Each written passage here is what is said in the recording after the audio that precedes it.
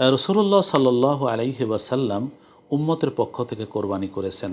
হাদিসে বর্ণিত আছে, আয়েশা রাদিয়াল্লাহু তাআলা আনহা থেকে বর্ণিত, তিনি বলছেন, আন্না রাসূলুল্লাহ সাল্লাল্লাহু আলাইহি ওয়াসাল্লামা কানা ইযা আরাদা আন ইউদহিয়া ইশতারা কাবশাইনে আযীমাইনে সামিনাইনে আকরানাইনে আমলাহাইনে মওজুআইনে ফাযাবাহ আহাদুহুমা আন উম্মতিহি লিমান শাহিদা লিল্লাহি বিত-তাওহীদ ওয়া শাহিদা লাহু বিল বালাগে ওয়া যাবাহাল আখার আন মুহাম্মাদিন ওয়া আন আলি মুহাম্মাদিন সাল্লাল্লাহু আলাইহি ওয়াসাল্লাম।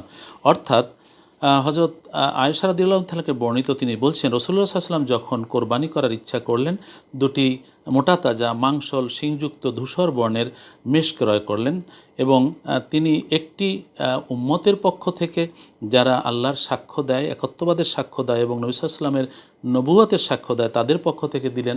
অন্যটি মুহাম্মদ সাল্লাল্লাহু আলাইহি ওয়াসাল্লাম এবং তার পরিবারের পক্ষ থেকে দিলেন। সুবহানাল্লাহ।